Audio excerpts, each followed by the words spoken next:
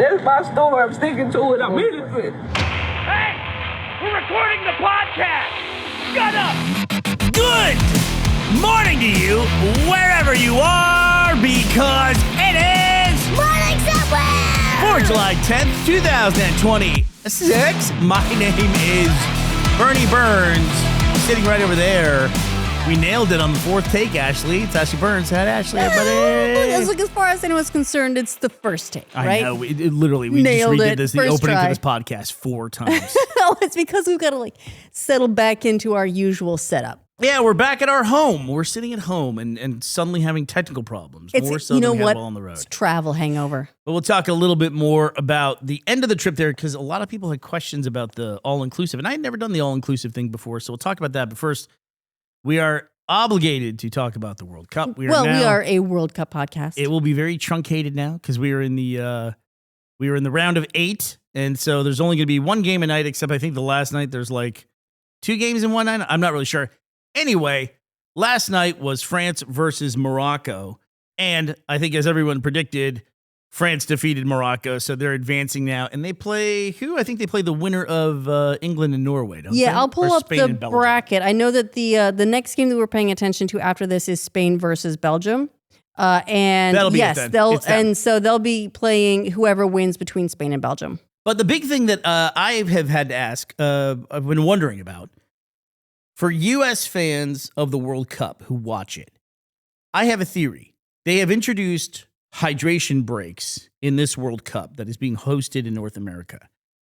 I have a weird theory that the American audience is not aware of how controversial the hydration breaks are because I'm not sure they see them. As soon as they have one of these hydration breaks, the whole stadium starts booming. And then we all just sit there and watch these guys drink water, for 2 or 3 minutes. And there's coaching and stuff that takes place there. Yeah, to be fair, hydration, it's an important thing. Got to drink your water. You don't want to get a cramp. Right, and it's hotter, especially for you watch the Norwegian team, and they're packing themselves in ice the whole time.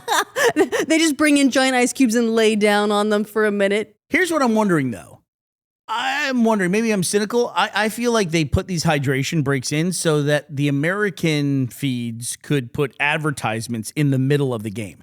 So I'm curious, if you're watching from the U.S., are there ads when they go to take the hydration breaks? I mean, I thought that it was fairly widely accepted as a theory, even if FIFA themselves haven't actually acknowledged this, that's why they've added the breaks. I think FIFA is talking about how it's to protect the players from extreme heat and et cetera, based on previous World Cups.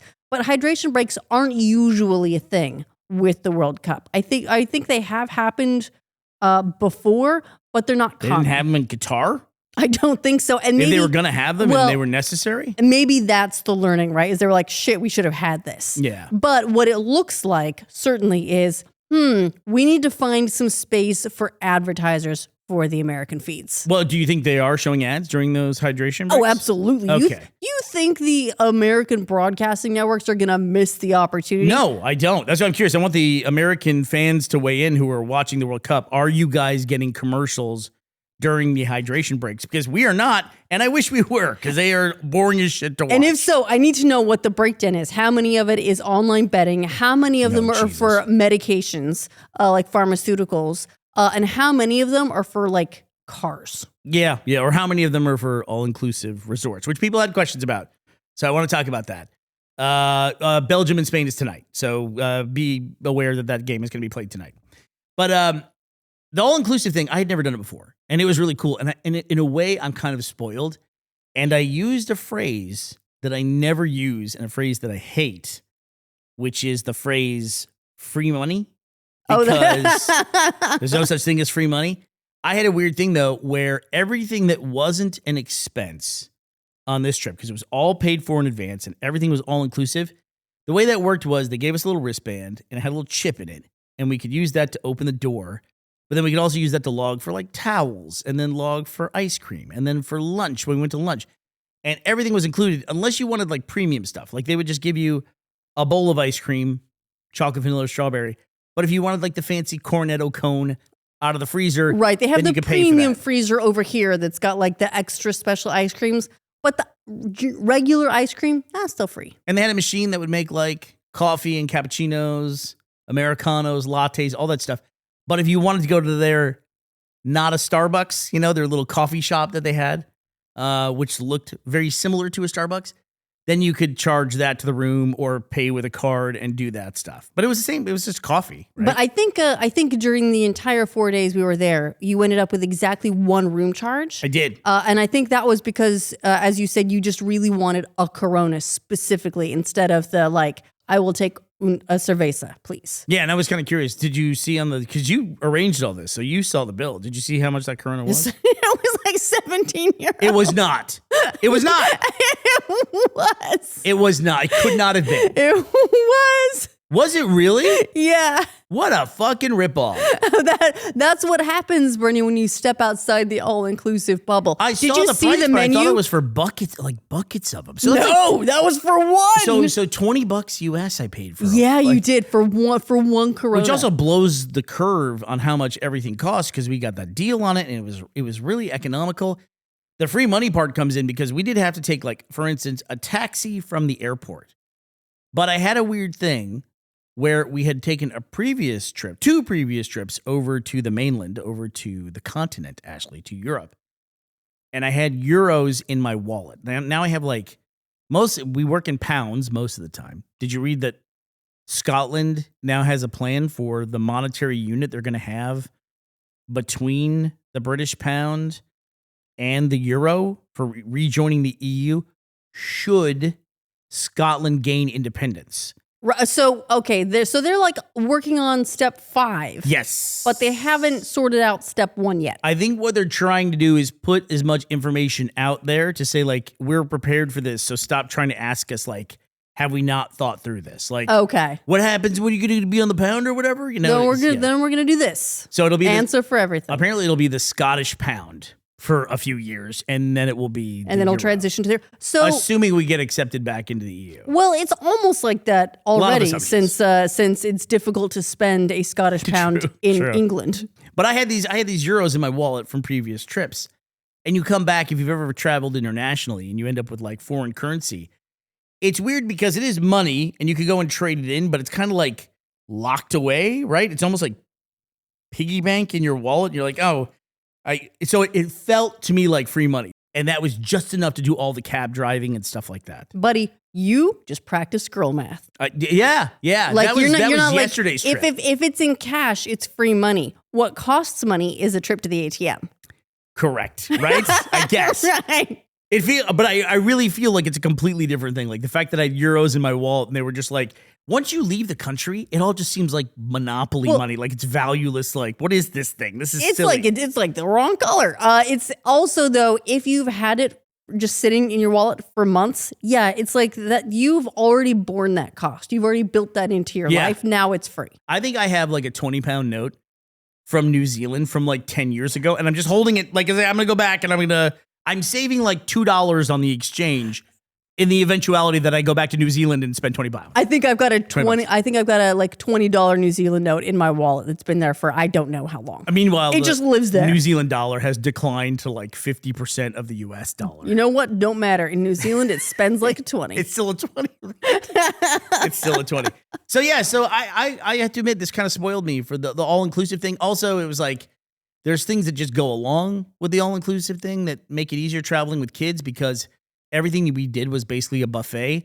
And which is, I could see how a buffet, if you're traveling as adults, could get old very fast. But it's great for kids because kids don't give a shit about eating the same stuff every single meal. You want to experience time dilation? There is no longer period of time than taking a kid to a restaurant, ordering your food, and then the time between when you order the food and you wait for the food. You've got to entertain these kids. You got to do you're like an entertainer. You're an MC. Everything. You gotta pull out all the stops to make sure these kids don't get bored in the restaurant. Right, and God bless the restaurants that are I'm going to go ahead and bring the kids' meals out with your starters. By the last day we were at the buffet, I go, "What do you want?" And he would say, "I want the mac and cheese right there." And I grab the ladle and go, "Open your mouth." That's we just went down the buffet. Just tip your head back, and I'm just going to dump it right in the mouth, down the gullet, and you're good to go. A giant serving spoon. And then we'll just toss you in the pool to wash you off. Yeah, they did not. There wasn't a single point in time where they're like, "I would like to go out for a nicer meal mommy and daddy. I don't want to do that. They're No. like, yes, can we go somewhere with table service, mommy? No, that was not a thing. In fact, they loved the buffet. They loved being like, I'll take that and that and that. They could see exactly what it was. And then they immediately had the No food, surprises on the zero plate. wait, zero downtime, zero surprise, and they were good to go. Also, to the hotel's benefit, it was like 50% slices of baguette. Oh, right. Yeah. Oh, I have to say something too. Did you get your Duolingo streak yesterday?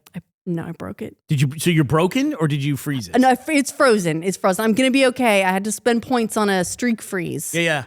But because I planned poorly for myself, but planned ahead for Finn, because Finn's doing his chess Duolingo, and we made sure to say, Finn, you're not going to be able to do this on the plane. Why don't you do your Duolingo lesson now and make sure you keep your streak alive? I planned that for him, but I didn't plan that for myself. I think it's a good heads up to people. If you're playing Duolingo and you know you're going to be on a plane at midnight, it doesn't count. Like you can't do it locally and then resync it later. It doesn't work if you're that way. offline, you're done. If you are offline, you have no choice whatsoever. Yeah, you are locked out and you will break your streak. And I feel like Wi-Fi on the planes was like a thing for a while. I got really lucky because American Airlines, when they introduced it, they made Wi-Fi on the plane free for like the first year if you were a member of the Advantage program.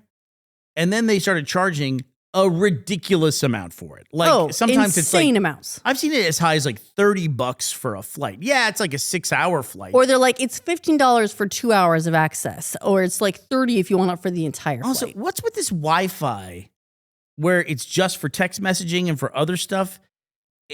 Are they just throttling it? Is that what it is? Like they're going to annoy the shit out of you if you want to send a photo or watch a video? That's got to be what it is. They're like, you have dial-up speeds unless you're going to pay extra, right? That's like the only all-inclusive part here is dial-up. Yeah. The fancy freezer over there with the high internet speeds, that's going to cost you. You get the trickle. You get the little trickle. That's all you get. I did notice though at this place, it was the first time I had ever run into where the hotel Wi-Fi, unless you upgraded to premium, the normal Wi-Fi just literally blocked some services. Like they blocked YouTube and they blocked Netflix, which makes sense to me, you know? Oh, something else I wanted to talk about while we're talking about traveling stuff. I was totally unaware of this. We walked into the airport in the UK and one of the things we always have to do, Ashley is a hydration lady. This all ties back to hydration breaks. Right. And so I make sure that because we have to go through security with empty water bottles, I have to search out a hydration station. We make sure that the Americans get ads and I fill up all the kids' water bottles. Because you can only carry how much liquid through the security checkpoint? 100 ml at a time, baby. Oh, is it 100 ml? Is that what it is? Yeah. And that all started because of a terrorist threat that they discovered in Gatwick Airport, I believe, where they were going to mix chemicals on a plane. And that's where it started. I knew because I flew through Gatwick like a few days later after that. That's where the guy told me with a machine gun, he told me to throw out my laptop. You know, there are, I had too many carry-ons. Wow. You know, there are also some airports that will be more strict with some rules than others.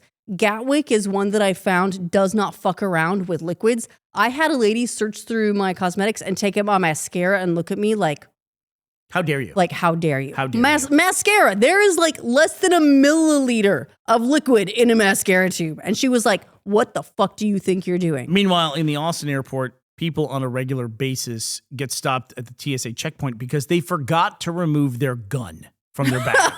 And it says, I forgot about that. Like, whoopsie, I only remember the other one. So, yeah, the UK has been like at the forefront of this liquid limit of 100 mils, and you had to put everything in the plastic bag. It's 100 mils or 3.5 ounces. And then you had to put everything in the plastic bag and make sure it's separate and everything like that. Nope. We went through the checkpoint this time.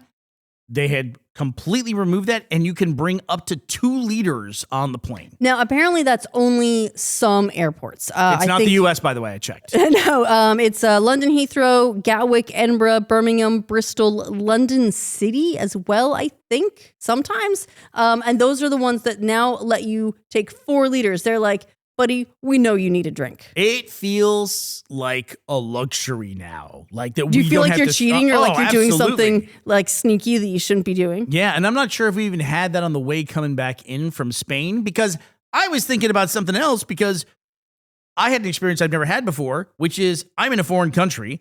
And the leader of the country for which I hold a passport suddenly said on the last day of our holiday there, we are ceasing all trade with this country. Trump said they're going to cut off all trade with Spain. I'm assuming because of Iran or something like that. Something probably. I'm not even sure why yet exactly. We're still catching up on the world at large. But that was one of those things where, when they issue a travel notice for like, hey, tourists, you should leave this country.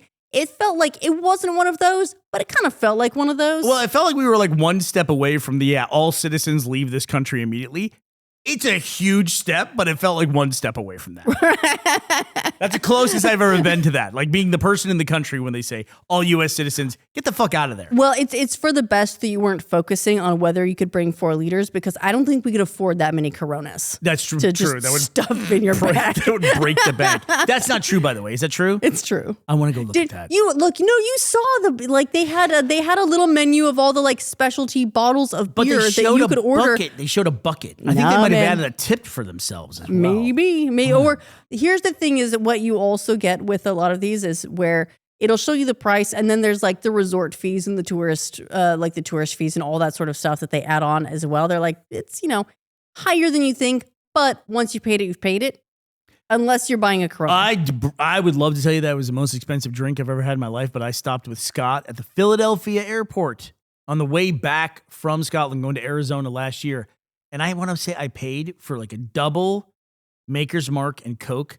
I think I paid $40 for that. My God. And when you think a Corona is ridiculous, that's insane. $40. I was like, what is going on? Every time we go back to the U.S., it definitely is like, holy shit, what is going on? When you look at the prices of stuff, it's crazy. I know every time we go back, I get grocery store shock. Just sticker shock. I'm going like, holy shit, I didn't realize it was so expensive. And I know part of that is because of inflation and everything has gotten more expensive. But a lot of it's, I think, as well, just like we have it really good here. Well, what else is going on in the world, Ashley? Anything you want to talk about? We talked kind of about the Iranian thing. The ceasefire has now collapsed, and Trump says he's not going to negotiate with sick people anymore. So now I guess we're just back to full-time war with Iran. Just imagine the impact on Polymarket alone, Ashley. How are they going to navigate that? A couple people are really going to be making big money off Polymarket. Hurrah. I don't know if this is super relevant to anybody else, but I find it interesting. SpaceX now has been fast-tracked. They've now been included in the NASDAQ index. Well, isn't that one of the rules that they were bending for the SpaceX IPO was how long it would take for the stock to be eligible for some of the lists? Yeah, well, the S&P 500 was one that said they weren't going to change anything whatsoever. They were going to stick to their guns and use the same measurement they had used for other companies that were included in the S&P 500. But the other ones that are coming up, the big milestones for SpaceX, are when the people who hold the private shares, then once the IPO has happened, how quickly can they sell their shares? And those milestones are coming up pretty quickly. Pretty quickly. So, and one of the reasons that I think it coming into the indexes is going to affect regular people is that means that if you've got like a 401k or a pension and they invest in indexes for you, that means that your 401k, your retirement, whatever it is that relies on like those indexes, that's invested in indexes by default, means that they're going to be affected by whatever happens with SpaceX stock. Just really quickly from the NASDAQ website, if a newly listed company's total market capitalization, that's just the value of the company total, ranks within the top 40 of all the current NASDAQ 100 companies on its 7th day of trading, it bypasses the standard waiting period and joins the index. All right, so it's like you're an extra special boy. You're extra special boy. It's designed to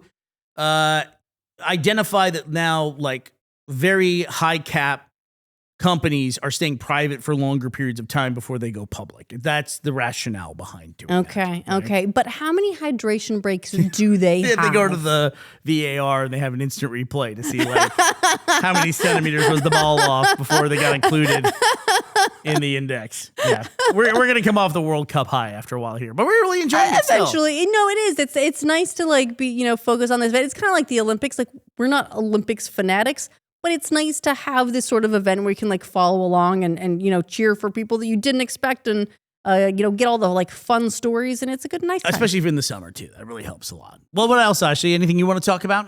All right, should we talk about Binface? that's running in the UK. Are you up on this? Yeah. It puts a pit in my stomach though, because it is like, it just kind of like the farce is now front and center, right? It's like, it's not behind the scenes. It's not the subtext. It's the text. So basically, Nigel Farage, he is doing, I believe, a stunt where he's stepping down. He's under investigation. The accusation is that he basically took a payment. There's this big investigation. We know exactly what the price tag of the investigation is going to be.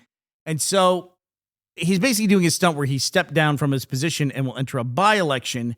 Basically, they're going to re-elect him. So it's basically an attempt to put it out to the population of his jurisdiction. He's putting it out to the court of public opinion. Exactly. But the only person now who's running against him in this by-election, or there might be some people, but the only person of note is this guy. He's like a candidate. Binface. Count Binface. And he's a guy who dresses with a trash can on his head. And he's been in elections for decades, apparently.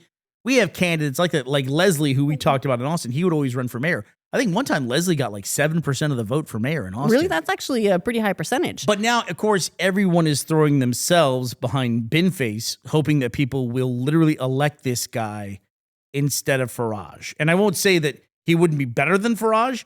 It just bothers me because of it's this constant ongoing theme of what happened to leadership? Like, what happened to it? Where'd it go? Where did leadership go? Right. Like government and representation is now like a meme and a big ha-ha. Or it's just like you're the guy at the top who can grift the most. You know, there's like, where's the high level, very charismatic, very impassioned public servent? Like, where's that person? Well, I believe he's running New York at the moment. Yeah. So he's busy. Yep. Yeah. It's like, it's just, where are the rest of them? Maybe I should ask that. Where's the rest of them, right? Yeah, well, I guess at the moment they're wearing trash cans on their head. But this is like... But he's not, though. He's not I know. But he's following on like, what is it, Lord Buckethead from, is like, I think like 2019 was Lord Buckethead. And this guy's like following in that legacy. Oh, is that the guy who came before him? I believe so. I'm not up on my lineage it's of House Bucket. The grand tradition of the bins. Of House Bin. Oh, well, I just feel like I think it's an excellent commentary on the state of government today and the state of politics. I just don't know that I want any more commentary. I just want, fixes and changes and solutions to this stuff. Well, it's like the joke is very funny, but you know what would be great is civic-minded leadership. All right. Okay, Ashley. Who do we have to thank for entering the primary with us today? All right. I want to say shout out to our new MPs, Floatster and Andrew. Thank you both so much for running and sponsoring this episode of our show at patreon.com/morningsomewhere and roosterteeth.com. All right. Well, that does it for us today, July 10th, 2026. We will be back. Talk to you on Monday. We hope you will be here as well. Bye, everybody.